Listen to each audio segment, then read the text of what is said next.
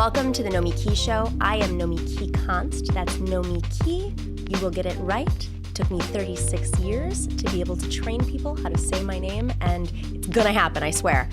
Today we have a great show. We have Jabari Brisport, who is a candidate for New York State Senate. He is a prominent DSA activist. He is an educator and all around an amazing guy. I think everyone's going to like him by the end of the interview. And we have a congressional candidate out of Illinois who is running against a really, really bad Democrat, Rachel Ventura. I'm also going to talk a little bit about Matriarch. Rachel is one of our Matriarch candidates and how you guys can get involved with Matriarch. But first, we are a new show, as you know. And we need to have your support so that we can grow, so I can do more segments, so we can have more research done, so we can provide you with the tools to be effective in this movement so that we win in 2020. So I'm asking you, would you please be a patron on Patreon?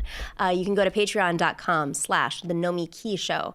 You can also subscribe to us on YouTube, and you can find us at any of the podcast places that are out there in the universe. First up, we have Jabari Brisport.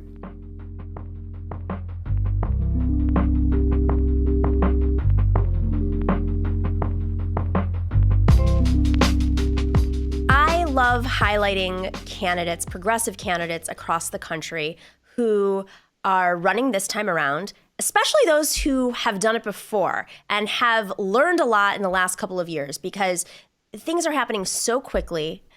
The movement is growing so fast, and there are so many lessons along the way. I love having these candidates on because when they share their stories and the lessons they've learned, you learn yourselves. And so many of you have gone out there and decided to run for office on your own. That this is part of the process. We learn from each other as these elections happen, as the movement grows. And there's nobody I could think of that probably illustrates this more than Jabari Brisport. He ran for city council in New York City a couple of years ago, and now he is running for New York State Senate, which we need Jabari in New York State Senate. So Jabari, thank you so much for joining the Nomiki Show. Thank you for having me on, Nomi. I'm really excited to be here. Of course. So, okay, you ran a couple of years ago. And you shocked everyone. Can you tell us a little bit about that race and why you decided to run this time around? Yeah, so in 2017, I ran for city council on a Green Party ticket, which in New York and New York City politics, running on a third party ticket is considered death. Like, it's a Democratic town, you don't do anything else. But ran on a Green Party ticket on housing justice, economic justice, racial justice platform, and won 30% of the vote, which blew all expectations out of the water. And I'm running again this time because a lot of the issues I was running on has still not been addressed. What was so amazing about your first one, just getting on the ballot, we were like, oh my God, Green Party on the ballot? What's happening?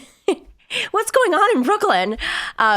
So you're running this time around. And of course, last year, or at this point, a little over a year ago, the New York State Senate went back to the Democrats. And for those of you who are not familiar with what was happening in New York State, I had reported on a lot of this with TYT, but we had 8 rogue Democrats who were elected in Democratic districts across the state, but mainly downstate. And they decided, oh, you know what? We really like real estate money. We really like charter school money. And we want to be with the Republicans who are fine with taking that money. So they decided that they were going to essentially caucus with Republicans, despite being Democrats. And it held up the state Senate and so much progress in this state for decades. Now we have the Democrats. Those people, for the most part, a couple are left over, were booted out, and we have a completely different Senate. So Jabari, you're not running against the IDC, the Independent Democratic Conference, but you're running in Brooklyn, which has a pretty intense machine. So tell me a little bit about what's going on locally and why you decided to jump into the Senate race. You know, this Brooklyn machine is definitely shook by the socialists. We have 3 TSA endorsed candidates in Brooklyn going up against incumbents in the assembly.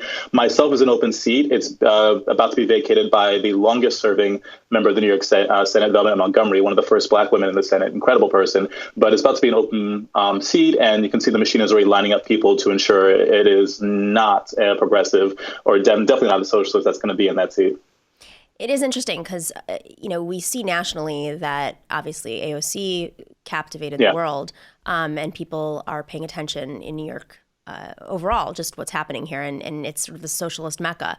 But it really comes down to neighborhood by, at least that's what, Fox News wants to call it. I love it. But it comes down, I wish, it comes down to neighborhood by neighborhood. I mean, what happens in Northwest Queens is very different than what happens in, Flushing, or what happens in Ridgewood is very different than what happens in Bed-Stuy. So, your local dynamics with the Brooklyn machine, you have this machine that's been very powerful. People have been trying to reform it for years. Your campaign, the first time around, 2017, I was really blown away because you had such organizing power. And this is when DSA was just starting to grow nationally. How have you seen the change since, just in the a little over 2 years, 3 years, since you've run in the support from DSA in New York? DSA has really exploded, especially in many fields, but especially electoral. I mean, just running the numbers, we kind of have like our 2 trial runs, city council campaigns in 2017, me and Kader El-Yateem, with both of us. I think the turnout was around 500 volunteers, which was incredible. But a year later, you get to Julia Salazar's campaign, where there's nearly 2,000 people coming out for her state Senate race. And then Tiffany Caban, I don't have the numbers, but there were people all over Queens. And, she got very close to winning a borough-wide race. So now with the slate candidates, we're expecting a ton of people. We've already knocked on like thousands of doors in the dead of winter. And it's really incredible what the field operation is for DSA. I think it's the best in New York City. That's incredible. Okay, so you've been a DSA member for a while, and electoral politics is has been controversial. Can you give us the quick case for why? I don't know why we have to make this case, but if there's an opportunity, I'll always make this case. Yeah. Can you give the case as to why it's important DSA gets involved in running for office and in Democratic primaries in particular?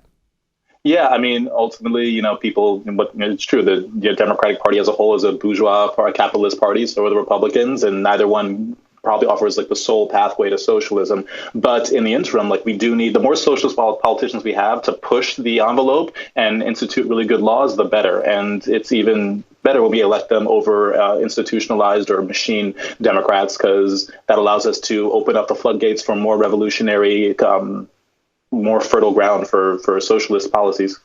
So I'm going to ask you something.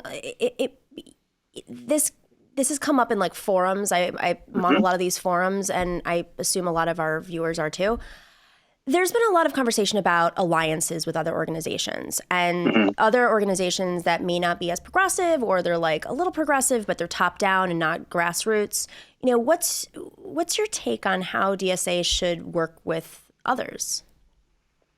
I mean, I like what we're doing is working strategically where it seems to make sense. I mean, not all other political groups are necessarily democratically run. I love that DSA has such a strong, robust democratic process with lots of buy-in from its members. I think that's why we get such good volunteer turnout, because everyone, gets to a place where they kind of believe and have buy-in to what's going on. And it's about being strategic with, who aligns us with us on this particular issue. We may not see eye to eye in about a year, but, let's get the job done today and then see where we are, the next day.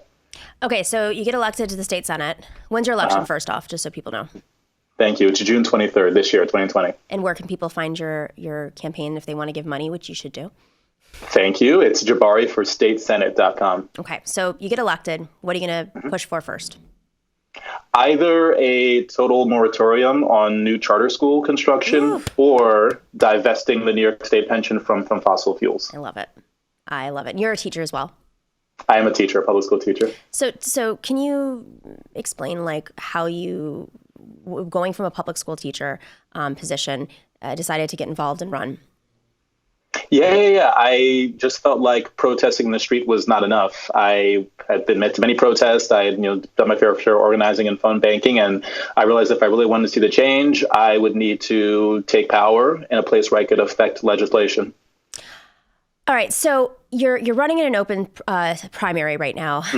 I have done the same. It wasn't a primary, but I've run for an open seat with many candidates that I'm running against. As the presidential races right now, there are many people in the field. The dynamics can get prickly. People, it's hard to differentiate yourself. I think those on the left will and as they should, expose how opponents may not necessarily add up. Their records may not add up. Their money might not add up to what their words are saying. So can you tell us a little bit about the landscape at this point? Yeah, sure. There's 3 people in the race right now. Myself, a former staffer of the outgoing state senator, and also the current assemblywoman in Bed-Stuy, who's entering the seat. The outgoing senator has endorsed the current assemblywoman. She kind of wants her to be her protege, and she's lined up several elected officials to get behind her and a couple Democratic clubs. And it's about competing for the progressive lane in the race with this other staffer, which I think, with the help of the socialist, I'm going to have. So what does that mean? Like, if someone's getting all the endorsements, I mean, does that make a difference in a local election? It's all about field game. So, like, for me, the first endorsement I saw was DSA's, because I know it comes with so many boots on the ground and so much buy-in and so much help. So I think it's all about who's going to turn out field, which is relatively new. This notion of, like, we're just going to, heavy field. That's we're buying in thousands of people to an election. That's not, what the status quo has been in New York City politics. Unfortunately, and really the Democratic Party altogether, at least for the last 35 years. They're like, oh, see ya, unions, have a nice day. We're going to take your lobbyist money and buy a bunch of ads that line our pockets. Okay, so I find this a really interesting race. I mean, Brooklyn politics in particular is so interesting because it's such a large borough, and it really does come down to neighborhood and the power of the neighborhood. So in terms of the Democratic Party itself, you have a chair that just announced he's stepping down, Frank Seddio, in Brooklyn. Where's the establishment? I mean, is one person saying go for this? What's happening with the power dynamics? Yeah, it's switching over to a current assemblywoman from central Brooklyn. Her name's Deniers, who's down in East Flatbush, Canarsie, and she'll be stepping up. And it should be interesting. I mean, she's not a hyper progressive, but do they pull strings? I mean, for people who don't understand, New York City politics is so crazy and layered, and you hear corruption in Tammany Hall, and the party boss is doing. And we saw that with Joe Crowley, the Queens machine and the Brooklyn machine. But what does the machine actually do? I'm going to be so honest with you, Nomi. I don't even know how that transition to power happened. It's just I saw the article that Frank Seddio was stepping down, and I saw the article that Deniers was going to be the next one. I don't know when it was voted on or who voted or what. Yeah, I mean, when I ran, I was blown away with going to the Brooklyn Democratic Party's big event. They had all the candidates come in. You had to speak, to the whole Brooklyn Democrat. There were thousands. I don't even know how many members there were. And from what I learned is a lot of these people didn't even know that they were part of the Brooklyn Party, and they're supposed to vote. So, I mean, there were empty seats. I mean, hundreds of empty seats. So. This is just mind blowing to me. That's like if we had the Democratic Convention and you're supposed to have 3,000 delegates and 2,000 of the delegates don't even know that they're delegates, and so they don't show up. Yeah, that's exactly how the county committee is in Brooklyn and throughout New York City. Yeah. So, anyways, Jabari, very exciting. Anything coming up where people can learn about your race and support you in any way? Yeah, I mean, if you're in New York City and you want to get involved, our website now has just a running list of we're canvassing all the time. So if you want to come and knock on some doors, I know it's cold. If not, just sign up to volunteer. There's other ways to plug in with data and fundraising and all the good stuff. Okay, last question. Yeah. Biggest lesson you learned from the last time around? You got to meet people where they are. Not everyone wants to hear about, a socialist revolution. Sometimes they just want to hear more about the bikes that just got installed on the sidewalk or whether or not they're going to get evicted. And there's room for political education in there. But there's a lot of buy-in from just hearing out people's direct immediate needs and trying to address those. That is a great piece of advice. Jabari Brisport, thank you for joining the show. Thank you. Thanks, Nomi. Good luck in the next few months. Thanks so much.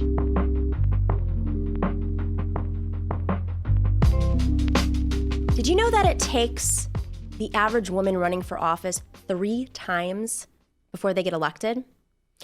In today's world, where we have the corporate establishment supporting candidates that they like, lining up donors for them, building ecosystems and endorsements for them, it's even harder for grassroots candidates to break through.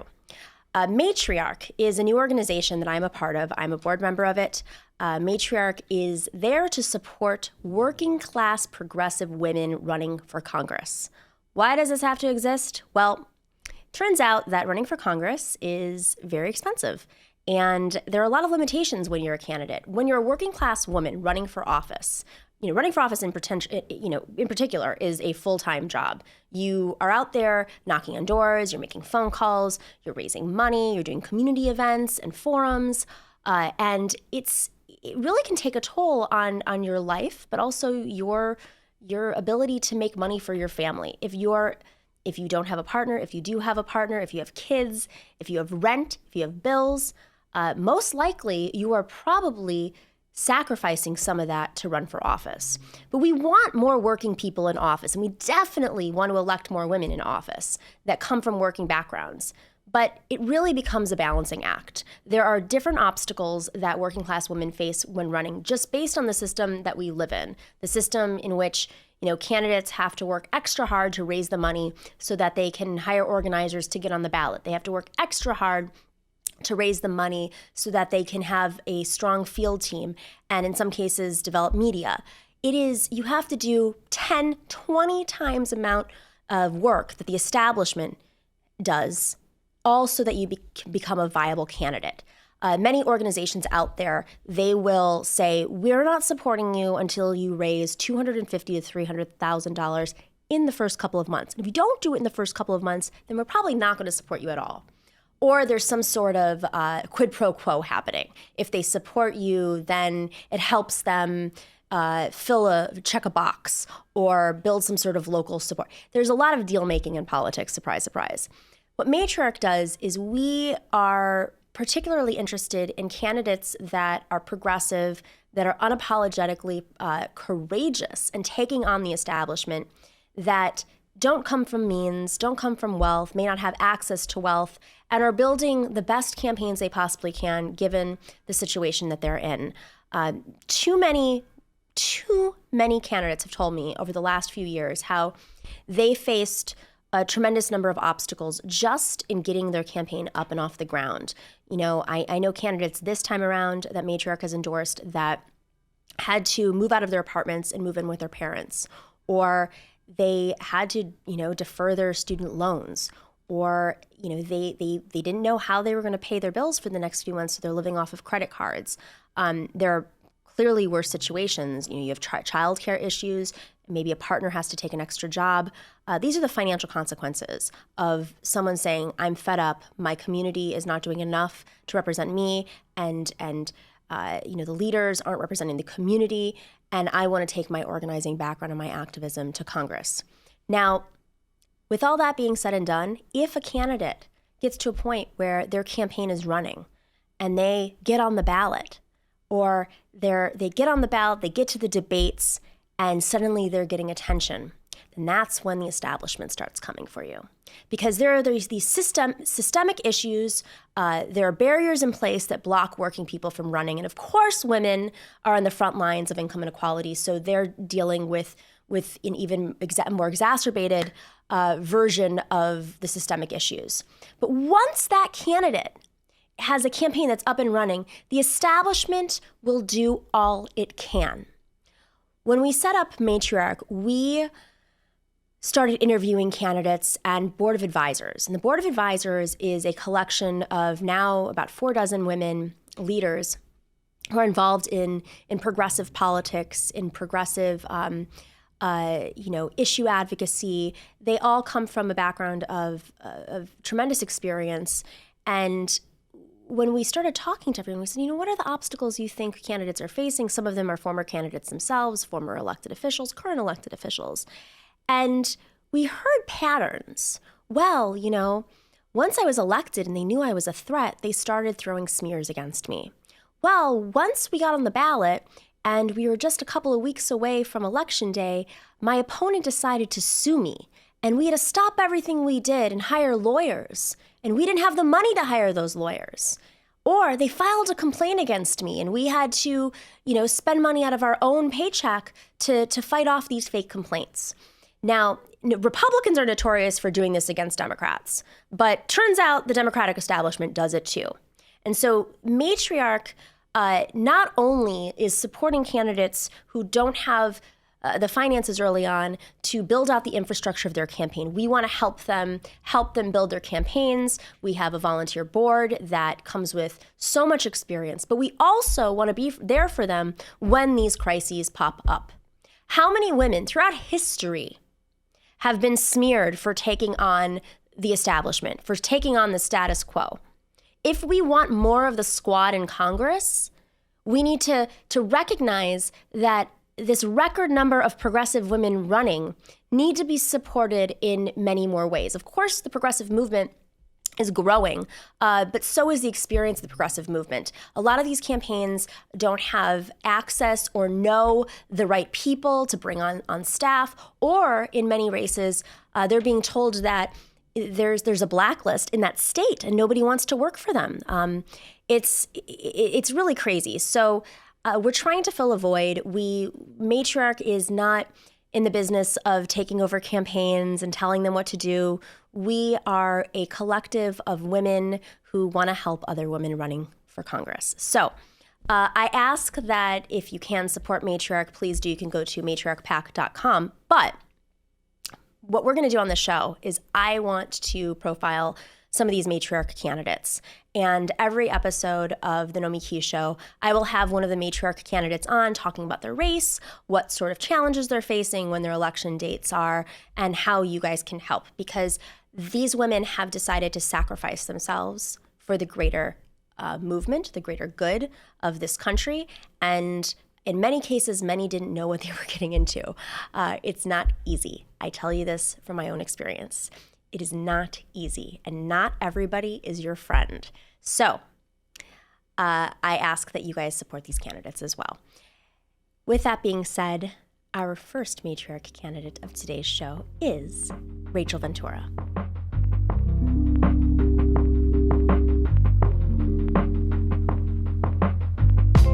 On every show, I am determined to inform you guys about really amazing candidates who are running across the country and may not be receiving the national attention because of the presidential cycle.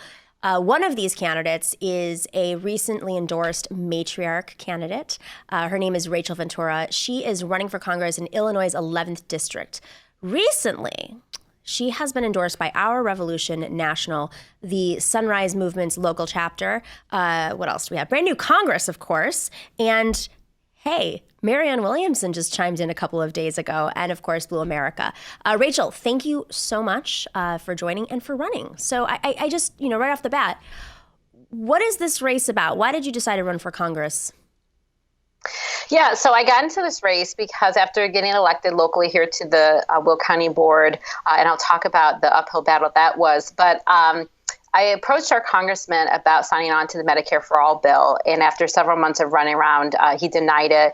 Local leaders encouraged me to run against him. I wasn't quite set until I did some research on his voting record and found out he was one of 12 Democrats who voted with the Republicans to strip down the Americans with Disability Act and put businesses first.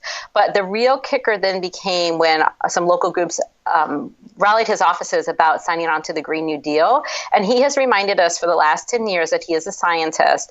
And so when he said no to the Green New Deal, he said it wasn't practical. I myself, as a naturalist and an environmentalist, that definitely made me outraged. And so I got into the race. And then to double down on his mistake as a scientist is he is supporting a fossil fuel bailout bill called the Use It Act to the tune of $50 million and takes money from the fossil fuel industry. So this is definitely a race that is worth fighting for our entire planet. Okay, so he's essentially a climate change denying Democrat. Well, it's worse than a denier because he's not denying it. He knows the danger. So that's, to me, if there is anything worse than a denier, it's someone who knows what's going on, turns their back on the solution so that they can be profitable in their own rights. That's just unfathomable to me. And he's selling out all scientists essentially as well. Wow. So you decided to run, and you have been a longtime organizer in your community, and I know that knowing your district there's a lot of movement happening. There's a lot of grassroots organizing. Can you talk a little bit about what's been happening in the last couple of years? Yeah. So when I first got involved in politics, I'm an unlikely candidate. I'm a single mom. I was going through a divorce when I first ran for politics. People told me right off the bat, oh, you're not going to win. I had a great showing in my first race because we got people excited about having a government that works for everyone. In 2018, then I was elected to the Will County Board, but I ran against my party's wishes. They told me not to run. They stacked the deck against me. I was outspent 3-1. I was the top vote getter. I beat the other Democrat by 11 percentage points and the Republican by 8 percentage points, and she was an incumbent. And what we did was we got out there and talked to people and excited them about how we can change our government here locally and now nationally by getting involved, knocking doors, getting the word out. We have 1,100 signs in the district. We've already hit 10,000 doors, and it's paying off. We're seeing a huge shift of people who feel that there's hope in getting involved in changing, local level politics, but also now congressional level politics. And just recently, I had 2 editorial board debates, one with the Sun-Times and one with the Daily Herald, and it really brought home the message of how out of touch our congressman is. 40% of Congress is multimillionaires, and I'm running against one of those millionaires. Bill Foster is the 34th richest person in Congress, and he was completely out of touch with what the issues are. In these debates, he talked about AI being the top issue of losing jobs, but really our slow growth economy is the thing that's causing that. And so we talked about the wealth gap, the climate crisis, the healthcare crisis, things that he's turned his back on. And in the second debate, the very next day, he doubled down on the AI. And we're just like, you are so out of touch with what Americans are going through every day. I myself am a mathematician, a naturalist, but I'm a single mom working 2 jobs just to make ends meet. And it's unfathomable that he is clueless to what's happening in this country. But he really got the message last night. This morning, we woke up to another endorsement by the Cook County Teachers Union for colleges. So that was really exciting. But also I got a phone call from our senator's office. Dick Durbin was called by Bill Foster, and they are going to endorse Foster because he's also supporting this Use It Act, this fossil fuel bailout. And so we're encouraging people to contact the senators. But what we're seeing is Foster's campaign is really panicking. They're trying to stack an unfair deck and make an even bigger uphill battle by getting, top name endorsements. But really, what we're seeing is, these individuals are also a problem if they're unwilling to support things like the Green New Deal or Medicare for All. And this is the reason it's so important to get involved. We're also hearing that he's taken a poll and it's unfavorable. And he just hired new staff. We're assuming it's from the DCCC.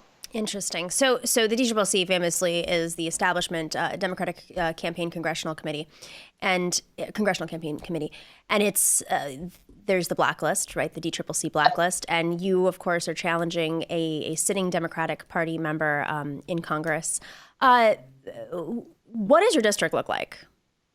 So 2/3 of our district make less than $15 an hour. And then another third of our district is one of the highest paying median averages in the country. So we have a huge wealth divide here. We have everything from very urban setting to farmland and just about everything in between. And so it's a microcosm of what we see across the United States in both in the social issues as well as the economic divide that we're seeing. We have 99 temp agencies that employ low pay workers, but also exploit undocumented and ex-felons. We have prison a town here, so we have a lot of people who are exploited for those purposes because our policies are not fair to them. And so this is a platform that we're running on: criminal justice reform, immigration reform with a pathway to citizenship, education reform, where we have paid school, fully funded school from pre-K all the way through college. Mm-hmm. Of course, our 2 biggest issues are Medicare for All and the Green New Deal, because those will immediately help families both with living wage jobs,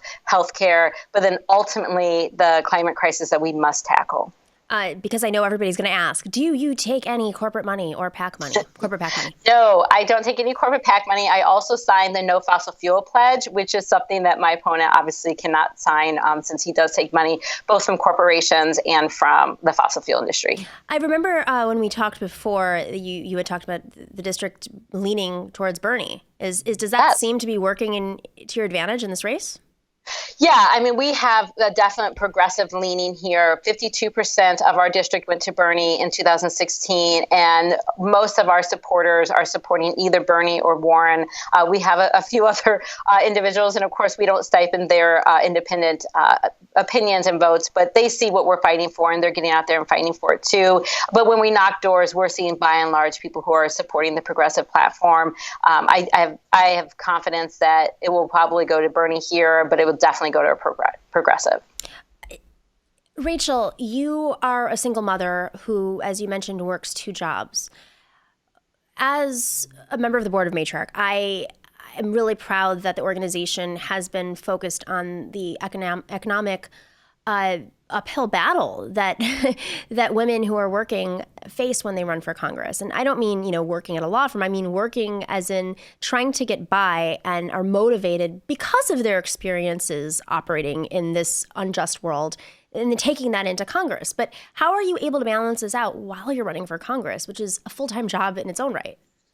Yes. It really takes a village in this case. I hate to be so cliche, but it does. I mean, I have volunteers who help drive my kids to yoga. My mom she normally is in Florida this time of year because it's very cold up here in Illinois. My parents have decided to stay in Illinois to help me raise my kids while this is happening. All of my volunteers are very familiar with my children, and many of them have had to step up and help out.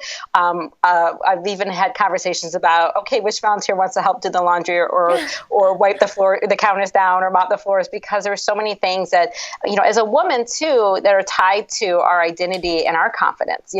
Back in the day, the men were the breadwinners and the women took care of the house. And even though that is changing, the subtle messages sent to us has not changed by and large. Mm-hmm. And so, when I look around at my messy house and I think, oh my God, have I failed as a mom? Have I failed as a woman? I have to remind myself, no, this is not what defines us as people. And to constantly fight that messaging is so important. So, of course, we have a lot of people who are on this campaign who are going through the same things I'm going through, whether they're working 2 jobs or they're just fed up, they're spinning their wheels, they're not getting ahead, and they're eager to help out wherever it is, whether it's calling, knocking doors, or just helping out around the house. Set up events is a big thing, too. And so my encouragement to people out there who want to get involved in local races is don't be afraid to offer a skill set. If you clean houses or you cut lawns, like those things are important, too, because if you want real people who are representing you, these are requirements I have in my house too. And so it's like, how do I manage all of those things, from doing the dishes to cooking to, cutting the lawn, and also working my job and running for Congress. So all of those little things help. It doesn't always just have to be the typical campaign work. It can be things that just help in an everyday capacity. Absolutely. Rachel, so you had mentioned that Dick Durbin is now coming in, the senator from Illinois, is coming in to endorse your opponent, Bill Foster. I'm just going to throw this out there. Other than giving money, which you should absolutely do first to Rachel's campaign, you might want to call Dick Durbin's office and share how you feel about that, because nothing more than hearing from your constituents or other. I mean, he's in the Senate, he's going through impeachment, but I'm sure that they don't want to hear about this, and it becomes more of a risk. Especially since he and Tammy Duckworth are co-sponsors to the Use It Act. So I'm disappointed to find that my senators are also supporting a fossil fuel bailout. We need real change when it comes to the climate crisis. We can't keep kicking the can down the road. We can't keep using our tax dollars to bail out the people who have created this problem. We need to start helping Americans, and we also need to start taking a serious look at what is going to save our world. And it's not going to be the fossil fuel industries who do it. It's going to be Americans who step up, fight for renewable energy, get us off of this dirty fossil fuels, and start moving us towards a world that everyone has an ability to live, a government that works for everyone. Rachel, why is it that Illinois is the center of this? It seems very strange that all the representatives in Illinois are for this bill. Yeah, well, I think that what we're seeing is, the pendulum politics between whether a Republican or Democrat in office is really, it's not working for most people, right? Mm-hmm. So people switch side to side, almost in desperation that things will change. And what I'm a part of is a growing movement. I've got other people all around me, Maureen Newman, Robert Emmons, Anthony Clark. They're all challenging sitting Democratic Illinois congressionalmen, because what we're seeing is it isn't working for us, and it's not working for most Americans. And so, I bet if we looked across the country, we're going to find policies like this. I mean, this case, as an environmentalist, I expected someone who runs as a scientist to be aware of the climate crisis. So it is unfortunate that there are other Illinois senators who are supporting this. And I'm not sure how some of the other congressmen stand on some of these bills as well. But I think that what we see across the United States is there are issues in each person's states where they're also supporting bills that are not helping out, either it's the climate or the healthcare. And so it's not necessarily unique to Illinois, but it's unique to this establishment that's not allowing the people to have power. And what we really need to do is to give the power back to the people. And that's the growing movement that I'm a part of, whether it's with Matriarch here, the working people, working women, whether it's Brand New Congress. A lot of these organizations, Our Revolution, are saying we have to give our voices back to the people and stop making our government only work for the wealthy few, only work for these people's donors. And that's why it's so important that we're not taking corporate PAC dollars, so people understand that we're here to represent the people. We're here to represent the voice of the working. Mm-hmm. The Cook County machine is notorious. For those of you who don't know, that's Chicago. The Democratic machine, it's a one-party town. You are outside of Chicago. How have you interacted with the Cook County machine? Have there been any obstacles along the way, dirty tactics? I mean, this is, I think, really important for a greater movement to understand, because so many people are motivated to run and they may not know what they're going to face. It shouldn't deter them from running, but just to be aware of the tricks and what happens when you step up. And you've also run before, so you've seen other other tricks. But tell us a little bit about this. Yeah, so our state is run by our Speaker of the House, Mike Madigan, and because he has a powerful tool of controlling the purse strings of the Democratic Party, and then, of course, having leadership and ability to call bills in the legislative. So a lot of people kowtow to that. And that makes people frustrated because, once again, they feel that their voices are not being heard. When I ran for the Will County Board, I ran into some of that where the party had said, oh, no, you're not going to do that. You're not going to run. We're going to have someone who's loyal to us run. And I found that unfathomable. And that was my first introduction really into politics here in Illinois. But it's so true. We have a power struggle going on between the Good Old Boys Club and the Madigan Club here in one race. We have other races that are very similar, people who are running against for House seats against Madigan. And he's put millions of dollars into their races. And so there is this, I would say, the hold for old power, where old power basically controls resources or education, and you have to go to them as a gatekeeper in order to be a part of that club. And what we're representing is new power, right? It's the idea of like WebMD or Facebook, or where you can get that information, those resources, some other way as a joint effort. Kickstarter is a new power. And so what we're seeing is that pendulum swing. Now, of course, there are times you're going to want old power. If you want to have brain surgery, you probably want to go to someone who's educated and has the right equipment. But there's other times that new power we can use as an advocate for ourselves, so we can be a voice of ourselves. And in politics, this is a great tool right now. So where people have been turned off in the past because they feel bamboozled or they weren't able to get the resources they needed, now we have politicians who are running for the people without all the gatekeeping. And so we're going to continue to see this play out both, in the country, across the country, also in Illinois where corruption runs high. And we've had multiple polls we know have been taken both about my race from a state level, from a local level, and a congressional level. So it's like, why are people so interested in our race? And it is because we're being a voice of the people. And I think people are scared right now. And that's why it's more important now, more than ever, to get involved in a race like mine or races like mine across the country, because by winning our races on small dollar donations and the voice of the people, we show that the squad is not the anomaly in Congress right now, that they're the beginning of a pattern. This is the next step of the pattern, and it's only going to get easier as we walk down that path.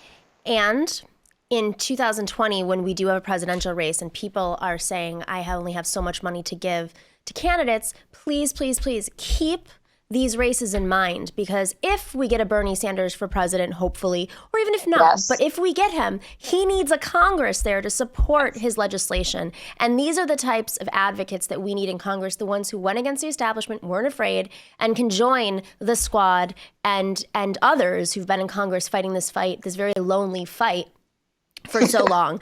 So, Rachel, your primary is in March. Can you, what's the date?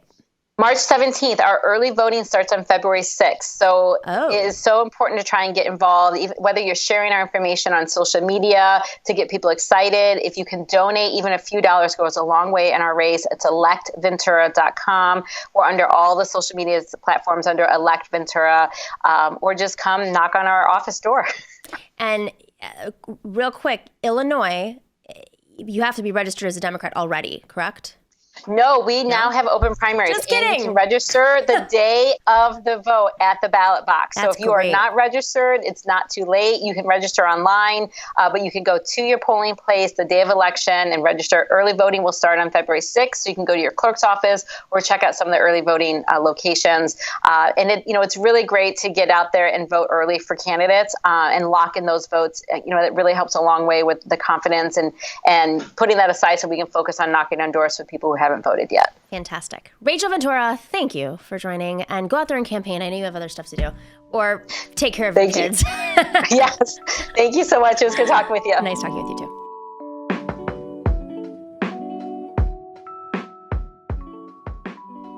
Do you like perks? Do you like knowing things that most people don't know? Well, I've got a deal for you.